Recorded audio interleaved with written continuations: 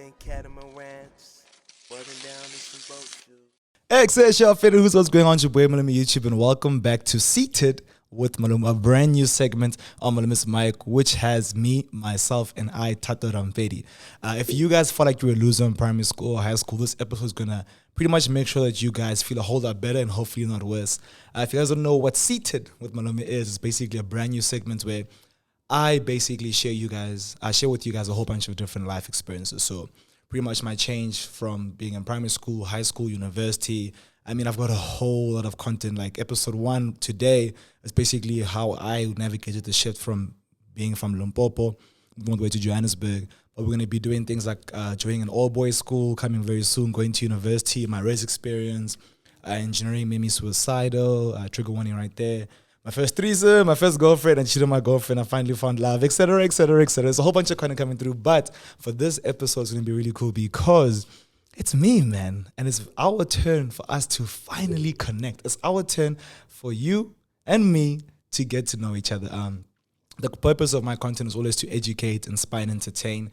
And big shout out to Innovative Campus because they have literally given me this beautiful space. Guys, this is not my house, man. I'm in Ilovo. I'm at the Innovation Campus. And big shout out to the Empire Partner Foundation Studio for letting me shoot here as well. They're all one big initiative and it's pretty beautiful what they're doing here. A whole bunch of the information will be in the description.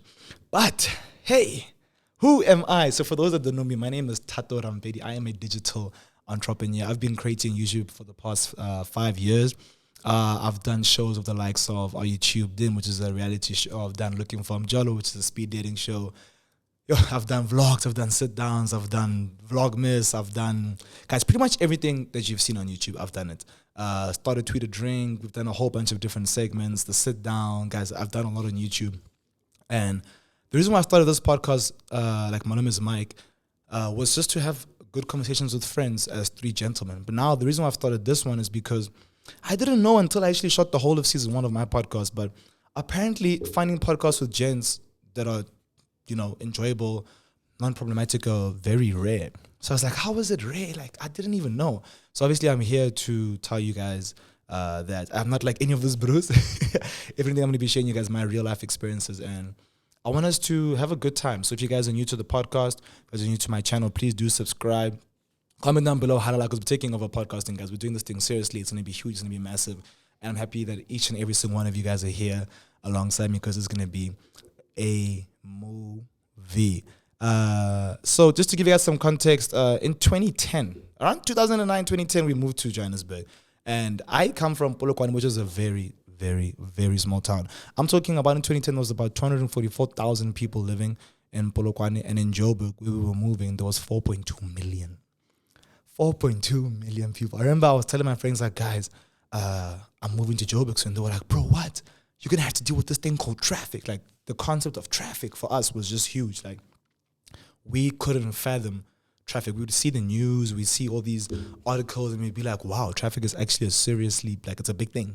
It's a big thing in this place called Johannesburg. And from someone like myself from Limpopo, we grew up seeing the same malls, the same people. Everything was the same. And pretty much everyone was slowly moving to Pretoria, moving to Joburg. But it was always the older people for like university, some for high school. So, I mean, I had no idea that I was going to be catching myself moving from my environment. I mean, I was in the same school from grade 1 up until grade 6. And that was literally what I knew. Like, I had the same friends. Growing up, my parents thought I was actually gay because all I would do was just chill with girls. I remember they only told me recently, like, yo, actually, when you're growing up, we thought you were gay. And I was like, serious, that's so crazy. I'm like, why? They're like, bro, all you would do is just chill with girls. So lunch breaks, in the classrooms, I was in a co-ed school from grade 1 to grade 6. Always with girls, talking to girls. I was very feminine. I am still very feminine.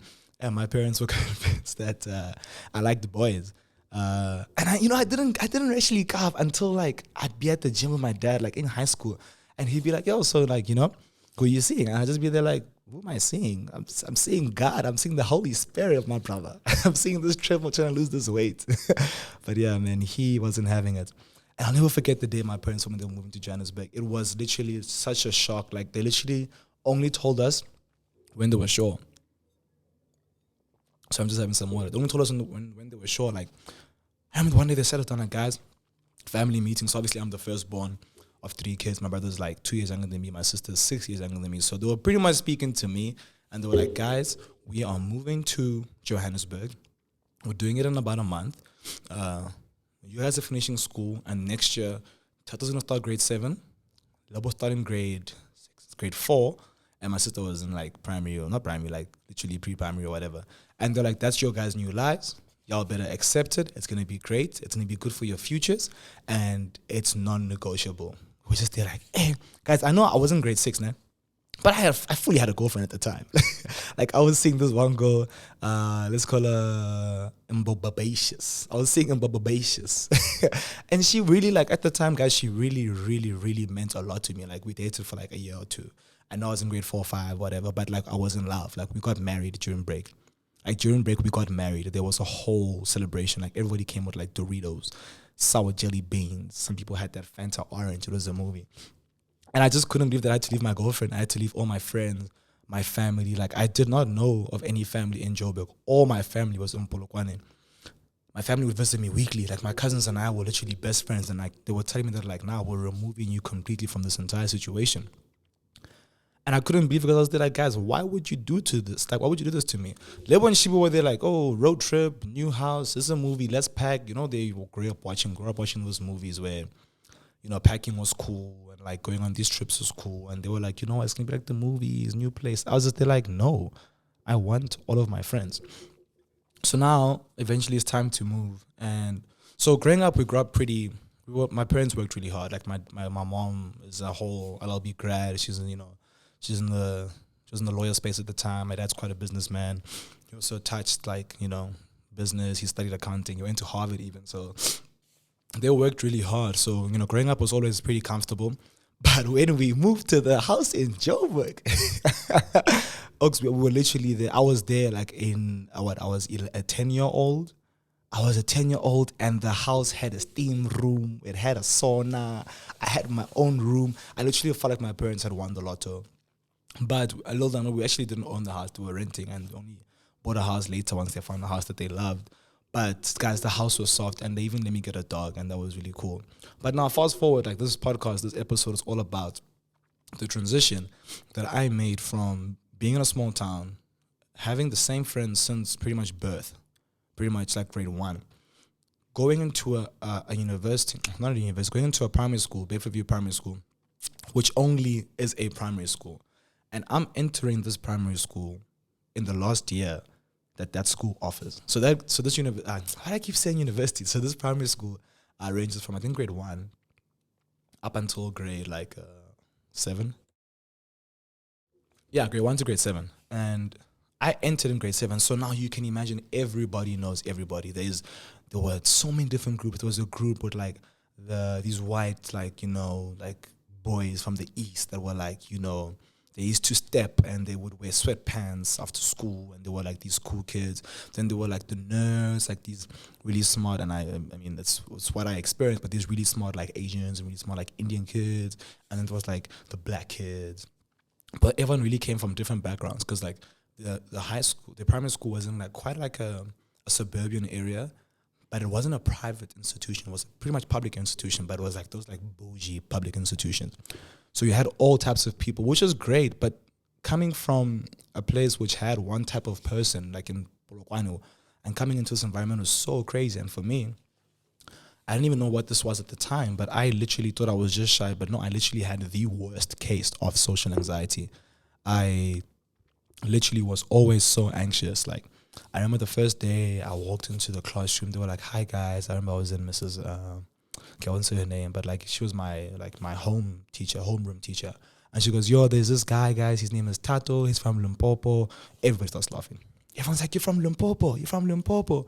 I think it was around the time when there wasn't textbooks delivered to Limpopo or to Polokwane. So they were like, "Yo, do you know what a textbook is?" So the kids were already automatically just revving me because I was from the village in their eyes. And I was like, "Guys, like it's literally the same. Like I'm from another suburb in PLK." And they were like, no, you're this Limpopo dusty boy, hi dusty boy, petty boy. And that automatically from the jump, it showed me that I did not belong. And I never forget like feeling like absolute shit because I was like, yo, I had my whole life. I mean, at the time, I felt like I had my whole life together. I knew who my friends were. I knew who my best friends were. I knew who my girlfriend was. I knew my life. I knew everything. Little did I know that I knew nothing. Guys, I remember during that first day of break, I literally during break, Lebo was literally killing it, and he was so social. He was playing soccer. He was running with kids. And I honestly feel like it's because he went into the school like naturally as a socialite, but also he went into the school a bit younger. He went in grade 4. I mean, I was in grade 7. So that's a big difference already because Lebo's literally a socialite. You guys know Lebo. He's been the same person since he was kids. He's going into school with younger kids. Younger kids aren't that mean. And like for them having fun is just running around. For me, like people had cliques during break, bro. Nearly the 2x2. It was couples. It was, those groups that I mentioned, the nerds. It was the soccer players. It was these guys. And I was just literally the weirdest kid. I literally would have a book which I would read, né? But I was fake reading it because I actually hated reading. But I wanted to be classified as somebody that literally must just be left alone. So during break, I'd literally sit in my corner, take out a book, and I would just read it, and I would just hope and pray that no one would come up to me and no one would try to speak to me. And I'll never forget that first day. There was this group of white kids, and I was literally warned by everyone about them, like, hey, just be careful of that group, be careful of that group. And this group comes to me and they go like, yo, bro, we see you chilling here lonely. We see here you're alone. Like, would you like to like pull through and chill with us? Like, I think it would be cool if you came and you chilled with us. Like, you seem really cool. Then I was automatically there like, I wish I said yes, but I was just there like, no, it's okay. Like, I'm cool. I'm going to just do my own thing, like you do your thing, I'll do my thing. Like, I'm cool. And they were like, all right. And then another group of kids came to me and like people were actually reaching out to me, but due to my like social anxiety or due to me not feeling like I was going to fit in, I literally denied and pushed away everyone for like the first 2-3 months. And that's pretty much the first time that I taught that, like, the first time I learned from myself that, like, it's so important in life for you to actually just give people a chance and to give different things a chance, because me saying no to all these different types of groups of people made me such a loner, and it literally it installed so many different weird principles in me, which made me be socially awkward, which made me like have the craziest anxiety growing up. And I'm gonna touch on this in another episode in the future, like based on my high school experience, because that was even worse, and how I actually overcame that. But for now, we're still speaking about primary and how I was weird as hell. So, the bullies that they spoke about in the movies, like I didn't see those bullies in Limpopo. Like, yeah, in Limps I'd get bullied here and there, but like you get bullied by people that you knew. So I was like, Tologo's being Tologo, or Ranuch being who he is. Like, it's people's character traits. In Johannesburg, the bullies in primary school are different. Like, they actually beat me up. Like, there was this one kid who even the teachers were scared of, but I think they were just worried about him because, like, I think back at home he lost like a parent, and like his mom was like abusive, so they kind of knew like his story, and they knew like how he was like, so they were quite lenient on him. And one day he beat me. He beat at me. I thought my dad knew what a beating was. My dad is a rookie. This man is an expert. This guy beat the living shit out of me, and I felt like such a little boy. Yo, guys, I remember literally telling my parents, and my parents were like, what? And I think my mom went to the teacher and it's like, yo, how can I bring my kid to feel safe here if he's gonna get beat up by white kids? And I was just there like, yeah, speak on him, ma. Like, they beat me up. And the teacher was like, nah, the other kid is saying Thato aggravated him. And then my mom looks at me and I'm like, what? I didn't aggravate anybody. Like, I didn't do that. But like, I literally got in trouble for being beat up. And that's when I knew that like you actually can't rely on parents to fix your problems in like primary school, high school, university. Like, literally, you need to just be a man or be a grown-ass woman and deal with your own problems, because you cannot rely on your parents because they're not there. They can't do much. They can't beat up other kids for you. All they can do is just literally just give you advice, which made me so sad, man. And guys, I just want to say, like, I feel like people never actually give other kids or adults a chance to actually showcase who they are. Because like when I entered primary, Johannesburg, the city of gold, I just felt like, you know what? I can't actually show them who I am because who I am is not what I think is acceptable. So I've got a message to like two people, like a message to, you know, the people who are too shy to showcase who they are, and the people who think people are standoffish. Those that are too shy to show who you are, you're literally holding yourself back from forming friendships. I could have formed a friendship with someone in primary school who is now probably the biggest YouTuber or now the biggest engineer in the space. And because of our friendship, obviously I could have, you know, utilized the friendship, or I could have easily done something crazy. But because of me not speaking to the people, I literally closed so many doors.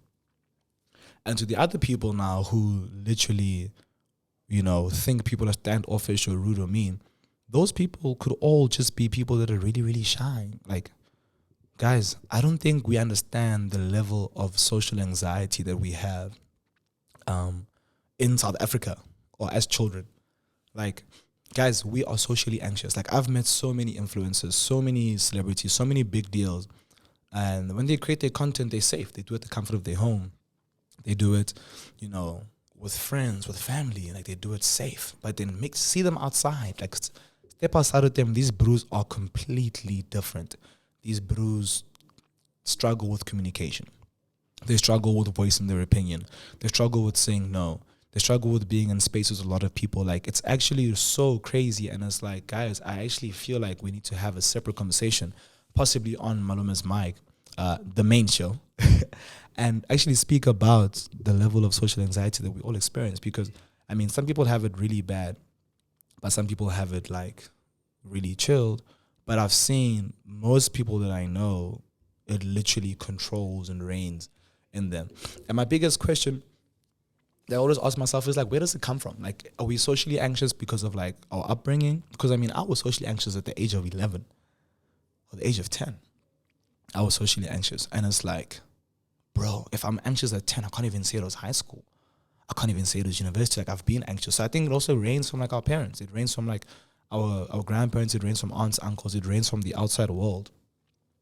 Which shows that, like, guys, are we even being decent human beings to children? Like, we think kids are just kids. We can just tell them to just, like, buzz off or, like, ignore them. But, like, children are constantly just, like, absorbing so much information. And we're just there as their leaders. And we're barely even, like, seeing the impact that we're having in people's lives. And, like, this topic makes me want to speak about some other topics that, like, I didn't think I'd speak about. So I'm out here, like, on my laptop, and I'm reading my potential episodes, and I'm like, oops, I actually need to speak more about, like, things that I was extremely insecure about. Like, for example, one thing I was really insecure about growing up most of my life was, like, how I looked. Like, I was always told that I was, like, extremely unattractive. And now I look at myself, I'm like, bro, I'm not unattractive. Another thing, I was always told that I was always overweight. I mean, guys, there was a period in time where I fully was overweight, even though I'm, like, quite a chubby, tall guy. But, like, it doesn't control me. Like, if someone comments on my weight, I feel nothing. Like, I know my body, I love my body. But these are things that guys never speak about. So as much as I'm going to be speaking to you guys about, like, you know, what I'm doing and, you know, my experiences, what I've done, I also want to speak on, like, insecurities that guys go through. And I was actually speaking to one of my friends, and they were like, bro, I love that you are actually, like, you know, starting the podcast, you know, seated with Malome's mic. Seated with Malome, sorry. And she was like, why don't you do another segment called Tell a Guy? So I think for now, before we start, you know, this whole new segment, Tell a Guy, we're going to have, like, a little bit of, like, a sub-segment within Seated with Malome where we tell a guy something. So, like, obviously my audience is predominantly female, but to the males that are watching, this is the Tell a Guy segment, which I think we'll use to end the episode.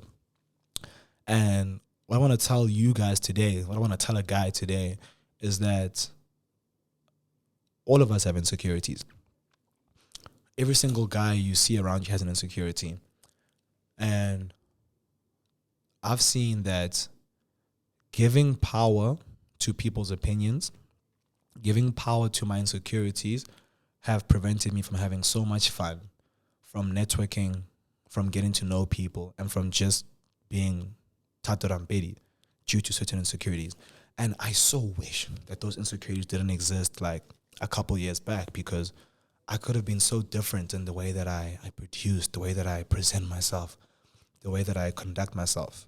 I could have been so different, but I allowed my insecurities, which I'll speak about in the future, to consume me. So what I want to tell a guy today is that we all have insecurities, and the insecurity only becomes powerful if you give it power. If you choose not to give insecurity power and give people's opinions and people's words power, life will be way more pleasurable. This is probably the youngest and the hardest you'll ever look, my brother. So enjoy it. And if it's not the youngest and the hardest you're going to look, it's what you are right now.